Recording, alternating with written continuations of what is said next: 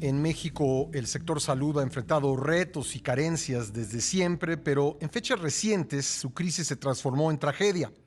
Al rezago y a la falta de recursos se sumaron la pandemia de COVID-19, la austeridad privatizadora, la desaparición del Seguro Popular, el improvisado arribo del INSABI, el desabastecimiento de medicamentos, las decisiones caprichosas y las adquisiciones opacas. En un nuevo libro que se llama Salud, Focos Rojos, Retroceso en los tiempos de la pandemia, el exsecretario de Salud Julio Frenk y los especialistas Octavio Gómez Dantés, Felicia Noll y Héctor Arriola analizan cómo se llegó a este punto, de qué tamaño es el problema y, lo más importante, ofrecen una receta para atender una enfermedad que pone en riesgo la vida de más de 126 millones de mexicanos. Para hablar de este libro, en el contexto de la actual crisis de salud, le agradezco mucho al exsecretario de Salud y rector de la Universidad de Miami, Julio Frenk, que nos acompaña esta mañana en el programa. Julio, ¿cómo estás? Un gusto saludarte. Muy bien, muchas gracias, Pascal. Muchas gracias por esta invitación y oportunidad de hablar con tu público. Bueno, ustedes hacen una radiografía muy puntual de cómo se transformó el país, pasó de rural a urbano, pasó de ser un país joven a un país más viejo. Esto trajo retos de salud y bueno, ustedes sostienen que en esta transformación, si bien en algunos momentos tuvo éxitos la política sanitaria, por ejemplo, reducir la muerte de niños de manera muy importante, de 131,000 en 1930 a 38,000 en 1980, subir la esperanza de vida, etcétera, pues ha tenido rezagos importantes, rezagos que se han ido acelerando en estos últimos años, Julio. Sí, efectivamente, este libro que acaba de ser publicado reúne en un solo volumen una serie de ensayos que junto con mis colegas coautores del libro estuvimos publicando, sobre todo en la revista Nexos, hay también otras publicaciones, pero sobre todo en Nexos, desde el 2018, en el contexto de la campaña electoral, tratando de ofrecer elementos para el debate político, la oferta de los candidatos en torno a lo que pensamos deben ser los siguientes pasos hacia adelante en una reforma del sistema de salud.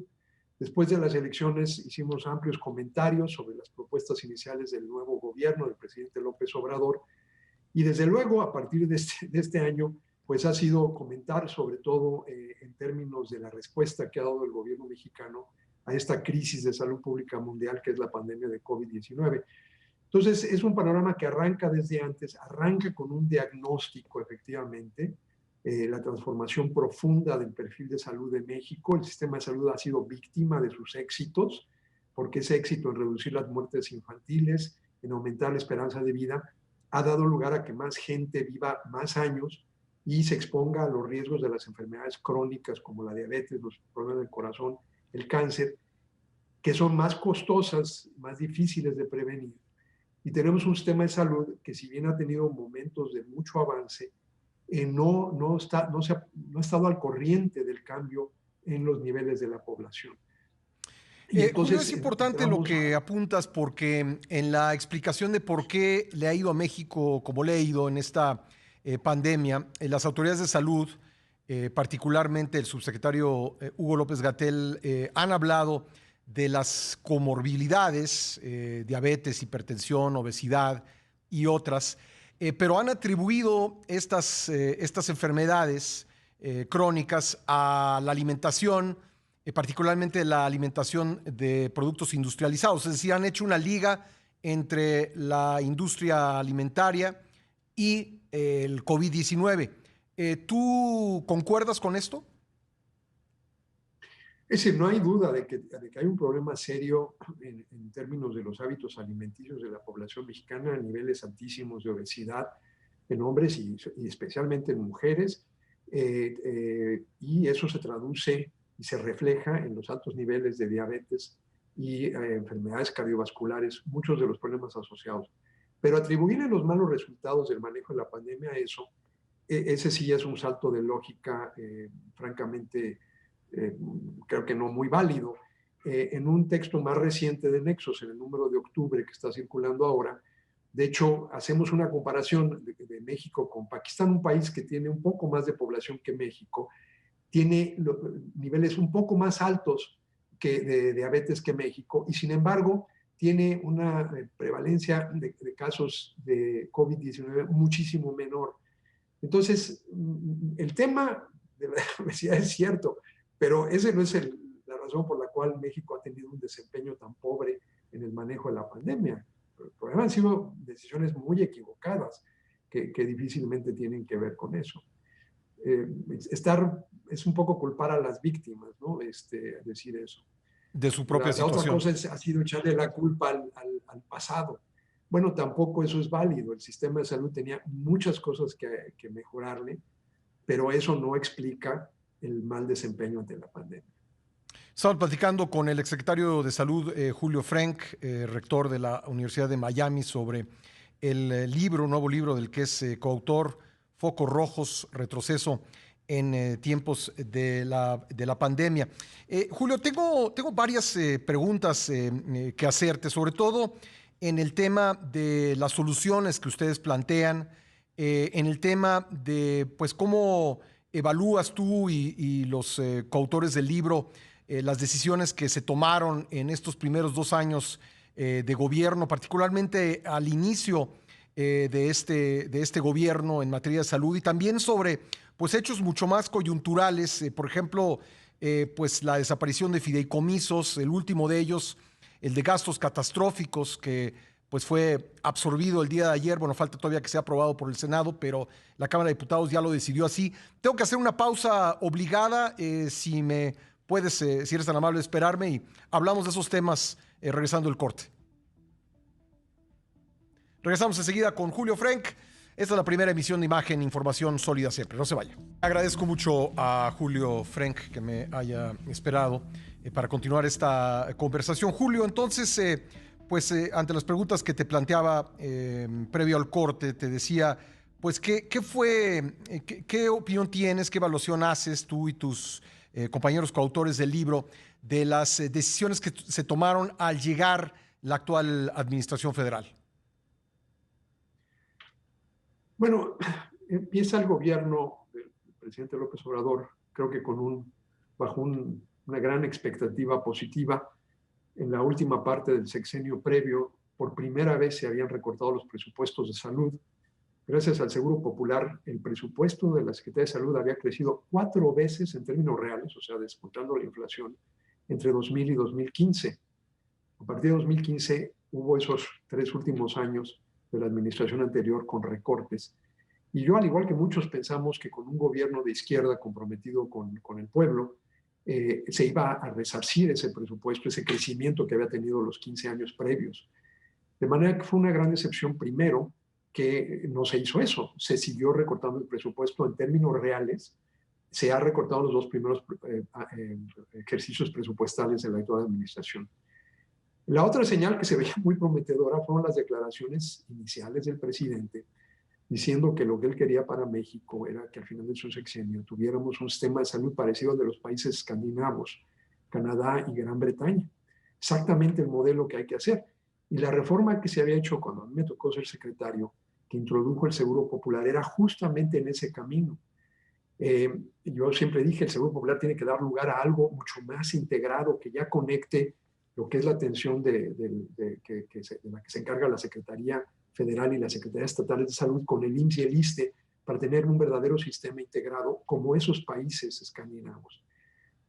De manera que me parecía algo muy prometedor y el gobierno, con un gobierno electo con una gran legitimidad, tenía esa disyuntiva que era construir sobre lo que había y dar el siguiente gran paso, como se había venido haciendo en la Secretaría de Salud desde que se fundó en 1943, siempre corrigiendo los defectos que son muchos, pero construyendo hacia adelante.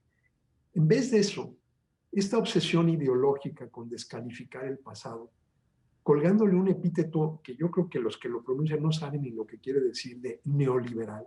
Es una tontería, porque en ese periodo neoliberal, por ejemplo, se enmendó la Constitución mexicana para reconocer un derecho a la protección de la salud, cosa que no hacen los regímenes neoliberales. En ese periodo creció por 4 el presupuesto de salud cosa que no hacen los regímenes neoliberales. Pero en esa obsesión de descartar todo, lejos de movernos hacia adelante, lo que se presentó al Congreso en octubre de 2019 es exactamente lo contrario que ese modelo de los países escandinavos que había prometido el presidente. Fue regresarnos al sistema de salud que había en México en los años 70 del siglo pasado, sin tocar la separación entre el IMSS y el ISSSTE, que era el gran tema que había que atender, era el paso histórico que pudo haber dado el actual gobierno y que todavía podría dar si hubiera la humildad de reconocer que van en un camino equivocado, pero no veo esa perspectiva hasta ahora al menos. Ahora, te preguntaba también... Un retroceso enorme.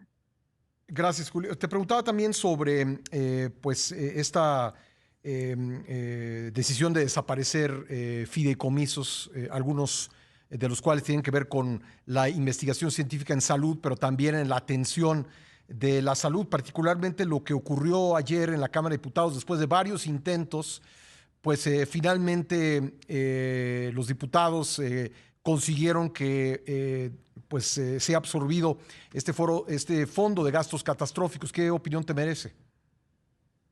Bueno, es un ejemplo del retroceso y de la total desconexión con esa visión que articuló el presidente.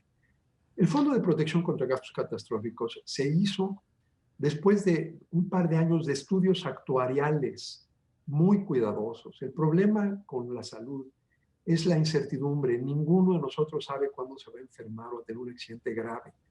Entonces tú tienes que crear fondos de reserva para tener los recursos para atender problemas. Ahora lo estamos viendo con la pandemia. Nadie sabía que iba a caer una pandemia.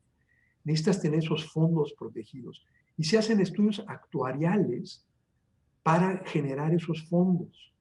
Esos fondos estaban protegidos en un fideicomiso que realmente se hizo reservando el 8% del presupuesto que había para el Seguro Popular con ese cálculo actuarial. Y gracias a eso, es que el Seguro Popular estaba cubriendo la atención, por ejemplo, de todos los niños con cáncer, mujeres con cáncer, cuidados intensivos neonatales y muchos otros tratamientos de muy alto costo, que es lo que arruina a las familias mexicanas. ¿Cuánto puede costar un tratamiento contra el cáncer, en promedio? Bueno, te voy a dar una cifra que es impactante para mí cuando hablamos del efecto que tuvo el Seguro Popular. Antes del Seguro Popular, una causa de muerte en niños de 5 años, de 5 a 15 años. Segunda causa era el cáncer, la leucemia linfoblástica aguda. Un padecimiento que se puede curar ahora si se trata a tiempo. Bueno, 30% de los niños que empezaban su tratamiento contra esa leucemia antes del Seguro Popular tenían que abandonar el tratamiento porque a la familia se le acababa el dinero. Entonces, ese era el peor de los mundos. La familia se arruinaba y el niño se moría, porque si se interrumpe el tratamiento ya no es efectivo. Ese porcentaje había bajado después de los primeros años del Seguro Popular a 3% y prácticamente había desaparecido. Ya nadie abandonaba el tratamiento. Igual, cifras muy parecidas con cáncer de mama. Mujeres que tenían una tercera parte de las que empezaban el tratamiento. Muchas ni siquiera empezaban el tratamiento porque ni siquiera tenían el dinero para eso. Sí. Se les acababa el dinero, se morían y se arruinaban. Todo eso desapareció gracias al fondo que desaparecieron los diputados ayer. Pues eso hace prever una situación muy preocupante de ahora en adelante. Julio, tenemos limitaciones de tiempo, pero quiero apreciarte mucho que hayas estado con nosotros. Creo que será muy importante la lectura del libro que presentas con tus coautores. Se llama Salud, Focos Rojos, Retroceso en Tiempos de Pandemia. Muchas gracias nuevamente, un fuerte abrazo. Gracias, Pascal. Gracias por tenerme aquí. Gracias a Julio Frenk, exsecretario de Salud.